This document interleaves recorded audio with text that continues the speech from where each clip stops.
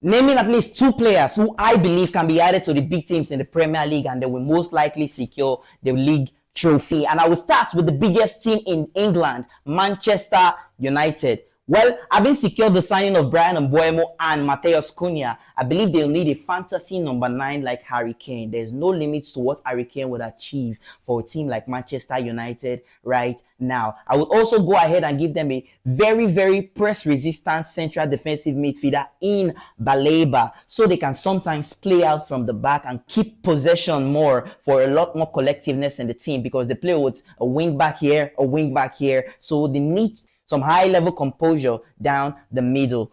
Moving to the current champions, Liverpool. This team is already fully stacked and very competitive already, but since I must add two players, I'll go ahead and give them Pedri to run the midfield with Florian Wirtz and Gravenberch. I don't think there's any midfield that could stand such trio because they play very well with central midfielders, Liverpool. And then, since they have a very, very rapid winger in Mohamed Salah, having already secured the signing of Hugo Ekatike, I still believe the best striker to join Liverpool and Mohamed Salah is Alexander Isak. Come on, having a winger like Mohamed Salah and a striker like Isak, there's no defense this team wouldn't disturb. And Arsenal, having already signed a number 9, Victor Gyökeres, I think I would go ahead and spice it up with a winger like Rafael Leao to incite some magic down the flanks. While Saka is on this other flank doing some magic, we'll have a Rafael Leao on this other flank doing some magic. And then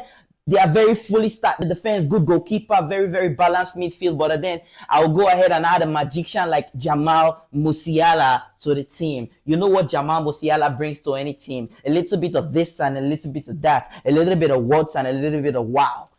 Having a team with a midfield with Odegaard and Rice and Musiala, come on, that would be too much heat for the world. Speaking of the world, let's move on to the champions of the world, Chelsea. Come on, Mourinho said it best. Attack wins you games, defense wins you titles. And I believe that the biggest problem I find with the Chelsea team is their defense. Since they are the champions of the world, I'll go ahead and give them the biggest defender and the best defender in the world, Virgil van Dijk. Go ahead and criticize me if you think he's not the best defender in the world. It's just my opinions if you ask me, but nobody's asking me.